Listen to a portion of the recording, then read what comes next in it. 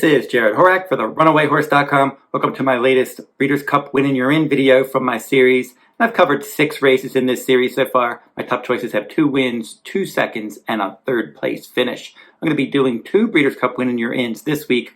I'm going to be doing the Whitney from Saratoga in my next video, a Breeders' Cup Winning You're In for the Breeders' Cup Classic. In this video, I'm going to be doing the Clement L Hirsch from Del Mar, a Breeders' Cup Winning You're In for the Breeders' Cup Distaff. If you're interested in my full card analysis from Del Mar, head on over to the RunawayHorse.com. You'll find those full cards each day Del Mar runs on my sales page. You can purchase the entire meet, weekly and weekend packages, and individual full cards as well at the RunawayHorse.com on my sales page. If you go over to my California page at the RunawayHorse.com, if you're interested in some Del Mar recaps, I post recaps each day from Del Mar. Actually each week. So after each week they run at Del Mar on that California page, I post those weekly recaps. So I go through each day that Del Mar's run. I check in with the track profile, how the main track and the turf course are playing. I go through and check out the leading jockeys and trainers for those days, stakes recaps, and recent claims, so much more information, and then also my full card recaps. So all of that information at the RunawayHorse.com on my California page. Now let's get into the analysis of this video, and I'm going to be doing the 9th race from Del Mar on Saturday, August 6th, 2022, the Grade 1 $400,000 Clement L Hirsch Stakes, fillies and mares, a mile and a 16th on the main track with a scheduled post time of 9:04 p.m. Eastern Time. Number 1 is Soothsay for trainer Richard Mandela. She's run 4 times with 3 wins and a 2nd place finish. But she has not run since July of 2021. And all of her races last year, she broke her maiden in her 6 furlong debut at Santa Anita. She backed that up with a victory in the Santa Anita Oaks, stretching out in distance 2nd time out. The Summertime Oaks at Santa Anita in her 3rd start, she ended up finishing 2nd that day behind Crazy Beautiful. They shipped her to Indiana for the Indiana Oaks, and in that Grade 3 event, she rallied from last place to get up by a neck, even though she didn't get a lot of pace help.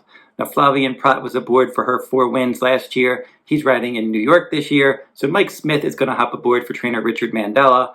And she's going to probably try to get involved from a bit off the pace. She is versatile, but I think that she's going to try to save ground behind the speed in here.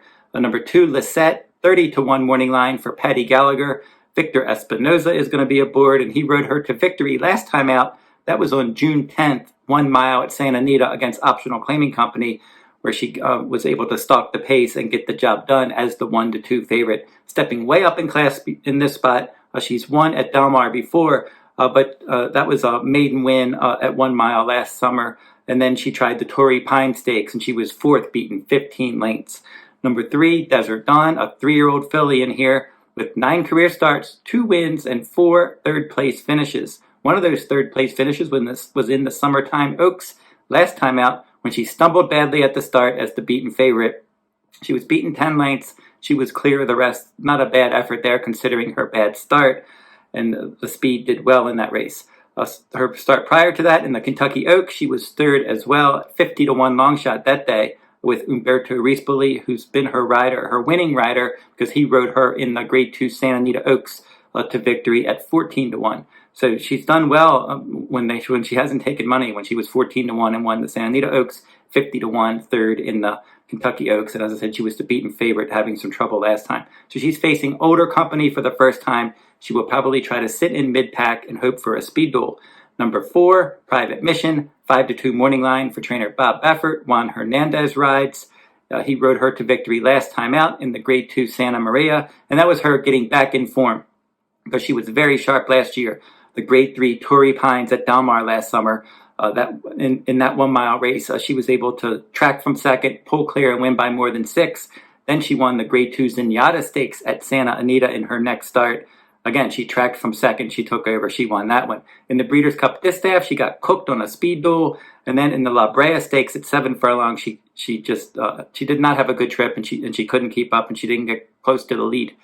And then she returned this year in the Grade 3 Las Flores at 6 furlongs. That was too short for her. She set the pace. Edgeway ran away with that one, a sprint specialist. Private Mission was clearly second best. And then she got back to what she likes doing, which is run route races on the main track. And last time out in that Santa Maria, she tracked from second. She took over. She held off Blue Stripe to win by 3/4 of a length.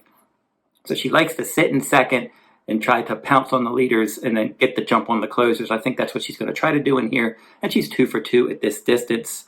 The next one in line is Shedaresthedevil, and she is your 8-5 morning line favorite. I liked her in this race last year, and she did win this race last year. She stalked the pace. She took over. She won by more than 3 lengths. That was a strong effort. Then she won the Locust Grove after that. She returned to Del Mar for the Breeders' Cup Distaff. She got too close to that speed duel, and that pace collapsed, and she ended up finishing 6th of 11. Then this year in the Grade 2 Azeri Stakes, she set the pace, finished 3rd. La Troine, Grade 1 at Churchill Downs, set the pace, missed by a half length, and then she got back on the beam at Churchill Downs last time in the Fleur de Lis, a Grade 2, and in that 1.125 race, she stalked from second, and she was able to edge clear to win by a bit less than 2 lengths. So she's got that early pressing versatility. If nobody wants to lead, she can go, and if not, she can sit there and pounce from second or third. She's 7 for 12 at this distance with 2 seconds and 3/3. She always runs her race at this 1.16 distance. Number 6, Samurai Charm, could be a pace factor in here. In her last start, the Great Lady M, she stalked the pace. She was second best. That was 6.5 furlongs at Lozelle. She's been sprinting. The Desert Stormer, she was 3rd before that in a 4-horse field. That race was at 6 furlongs. And then some races last year, she did try a route of ground. She won the Dark Mirage Stakes at Los Alamitos, wiring the field last September by a head.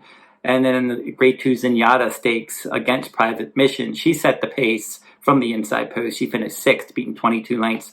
I just think there's these classy horses that like to press the pace. For instance, like Shedaresthedevil and Private Mission. So I think that Samurai Charm's just not going to be able to get clear, and she could end up getting tired in here. She is 2 for 3 with a 3rd place finish at Del Mar. Number 7, Blue Stripe, 4-1 morning line. She run 9 times, 5 wins, a 2nd and 2/3. She was pretty good in Argentina. She won multiple group races there at 1.25 miles. And then in this country, the Breeders' Cup Distaff, her first start, she finished 7th, beaten 16 lengths. She was 53-1. Then in the Santa Margarita at Santa Anita at 1.125 miles, she was able to get up and win that one nicely. She just sat there in mid-pack, and she was able to win by a length, and she used her stamina to win that one. And then last time out in the Grade 2 Santa Maria, she stalked the pace, but she could not get to Private Mission. She fell 3/4 of a length short. Solid enough effort there. And I think she's best 1.125 miles, 1.25. But if she gets enough pace help, she's got the ability to win a race like this. So that will wrap up this look at the 7 horses in the Clement L. Hirsch. Now I'll give out my top choice. And I could have easily gone with Shedaresthedevil. I liked her last year, and I think she's solid as the favorite. I'm going to go with Private Mission in this spot for trainer Bob Baffert and Juan Hernandez, hot jockey trainer team recently. The last couple of weeks, they've been doing well together. In this spot, she's training well. She has 2 workouts at Del Mar on July 24th, 6 furlongs and 112 and change. And then last time on July 30th, 5 furlongs and 59 and change. So she's training well for this race. She got back in form last time out, getting back around 2 turns. So in these 2-turn races, she likes to just track from second and then just use that cruising speed and be able to get the job done. I think this is her best distance. She's in form. She's fresh. And I'm going to go with Private Mission over Shedaresthedevil in the 2022 renewal of the Clement L. Hirsch Stakes. So don't forget to like, subscribe, and comment if you like this content. That will wrap up this video. I'll be back, and I'm going to be doing the Whitney Stakes from Saratoga for my next Breeders' Cup Win in Your In video. Till then, good luck at the races.